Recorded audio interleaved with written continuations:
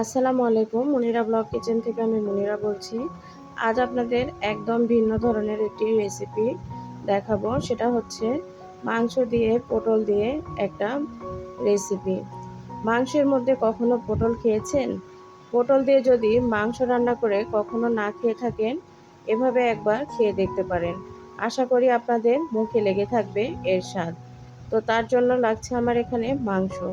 এখানে আমি আমার পরিবারের সংখ্যা বুঝে মাংস নিয়েছি। আমরা একবেলা খাবো, যার জন্য এই পরিমাণে মাংস নিয়েছি। তো এখানে আধা কেজির একটু বেশি মাংস ছিল। আর পটল ছিল, পটলগুলোকে মাঝখানে 2 ফাল্টা করে কেটে নিয়েছি আর উপরে ছুরি দিয়ে চেঁচে নিয়েছি। আর আলুগুলোকে ছুলে এভাবে 2 টুকরা করে নিয়েছি। এগুলো দেশি আলু, যার জন্য মাঝখানে 2 ফাল্টা করে নিয়েছি। আর এখানে রসুনের কোয়া দিব কয়েকটা, আর পেঁয়াজ। এখন রান্না করতে চলে আসলাম। ফ্রাই প্যানের মধ্যে তেল দিয়েছি। দিয়ে এখন আমি আলু আর পটলগুলোকে প্রথমে তেলের মধ্যে ভেজে নেব। আলু পটলগুলোকে এভাবে তেলের মধ্যে ভেজে দিলে তরকারির টেস্টটা একটু ভালো আসবে। আর যদি আপনারা এভাবে ভেজে নিতে না চান, সেই ক্ষেত্রে মাংস যে সময় দিবেন সেই সময়ে এই আলু আর পটলগুলো দিয়ে নিতে হবে। এতে করে ভালোভাবে সেদ্ধ হবে। যেহেতু এখানে আমি ব্রয়লার মুরগি রান্না করছি, তার কারণে মাংসটা তো অনেক দ্রুত সেদ্ধ হয়ে যায়। এর জন্যই মাংসের সঙ্গে এগুলো দিয়ে নিতে হবে। এর আমি সেই ক্ষেত্রে আমি একটু ফ্রাই করে নিচ্ছি।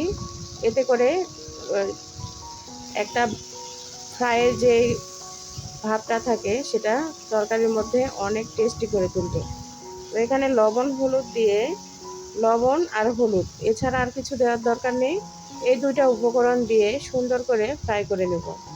এখানে 3-4 মিনিট সময় ধরে এটাকে নেড়ে চেড়ে ফ্রাই করে নিতে হবে। একটু কালার যখন চলে আসবে সেই পর্যায় পর্যন্ত আপনাকে অবশ্যই এটাকে নেড়ে চেড়ে ফ্রাই করে নিতে হবে।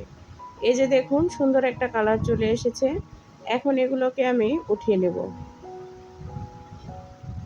আমাদের উত্তরবঙ্গে কিন্তু এরকম গরুর মাংস, খাসির মাংস, মুরগির মাংস দিয়ে, দেশি মুরগির মাংস দিয়ে রান্না করে খায়। তো এই রান্নাটা খেতে অসাধারণ লাগে। যারা কখনো খাননি, যেহেতু সামনে কুরবানি ঈদ, আর এই কুরবানি ঈদে আমাদের তো সবার ঘরে অ্যাভেলেবল মাংস থাকবে। তো সেই অল্প পরিমাণ গরুর মাংস দিয়েও যদি এভাবে পটল দিয়ে রেসিপি তৈরি করতে পারেন, আপনাদের একদম 2 বেলা খুব সুন্দরভাবে খেতে পারবেন। আর খুব সাশ্রয়ও হবে। সবজিটাও খাওয়া হবে, মাংসটাও খাওয়া হবে। তো এখন আমি পেঁয়াজগুলোকে লাল লাল করে ভেজে নিয়েছিলাম। নিয়ে পেঁয়াজটাকে দ্রুত সফট করার জন্য লবণ দিয়েছি। দিয়ে 2 টেবিল চামচ এখানে আদা রসুন বাটা দিয়ে দিয়েছি। তো এখন আমি গুঁড়া মশলাগুলো দিয়ে দিব। 1 চামচ মরিচের গুঁড়া, 1 চামচ হলুদ, ধনিয়ার গুঁড়া 1 চামচ, জিরার গুঁড়া 1 চামচ দিয়ে দিলাম। আর লবণ আমি 1 টেবিল চামচ দিয়েছি। এখন সামান্য একটু পানি দিয়ে এগুলোকে ভালো করে কষিয়ে নেব। মশলাটাকে যত ভালোভাবে কষাবেন তরকারির টেস্টটা তত ভালো আসবে। তো আমি এখন নেড়েচেড়ে সুন্দর করে মশলাটাকে ফ্রাই করে নিচ্ছি। তো মশলাটা যখন কষানো হয়ে যাবে সেই পর্যায়ে আমি এখানে মাংসগুলো দিয়ে দিব। এখানে প্রথমে মাংসটা দিয়ে নিচ্ছি, কারণ আমি আগে থেকে যেহেতু পটল আর আলুগুলো ফ্রাই করে নিয়েছি, এর জন্য আমি এখানে শুধু মাংসটা দিয়ে কষিয়ে নিব। এই পর্যায়ে যদি আপনারা পটল আর আলু সেদ্ধ করে ফ্রাই করে নিতে না চান, এই পর্যায়ে আপনাকে দিতে হবে। তো ঢাকনা দিয়ে কিছু সময় রেখেছিলাম। ঢাকনা তুলে এখন আমি আবারও এটাকে নেড়েচেড়ে নেব। মাংস থেকে যে পানিটা বের হয়েছিল সেটা দিয়ে আমি প্রথমে মাংসটাকে একটু কষিয়ে নিচ্ছি। মাংসটার সঙ্গে এখন ভালো করে মশলার সঙ্গে কষিয়ে নেওয়ার পর আগে থেকে যে ফ্রাই করে রাখা আলু আর পটলগুলো ছিল সেগুলো এখন মাংসের মধ্যে দিয়ে নেব। ব্রয়লার মুরগি রান্না করতে যেহেতু খুব দ্রুত হয়ে যায়, সেই জন্য আমি এই পর্যায়ে এগুলো দিয়ে দিলাম। আর কয়েকটা রসুনের কোয়াও দিয়ে দিলাম। তবে এখানে আপনারা যদি চান, সেই ক্ষেত্রে আস্ত যে দেশি রসুনগুলো আছে সেগুলো উপরের চামড়াটা উঠিয়ে সুন্দর করে কেটে ধুয়ে এখানে ব্যবহার করতে পারেন। তো এখন দেখুন এটাকে নেড়েচেড়ে আমি ঢাকনা দিয়ে ঢেকে কিছু সময় রেখে দিব। মাংস কিন্তু একটু যত্ন করে রান্না করলে মাংসের টেস্টটা ভালো আসে। আপনারা যেমন তেমন করে যদি মাংস রান্না করতে চান, বিশেষ করে মুরগির মাংসটা, সেই ক্ষেত্রে মাংসটা খেতে কিন্তু একদম ভালো লাগবে না।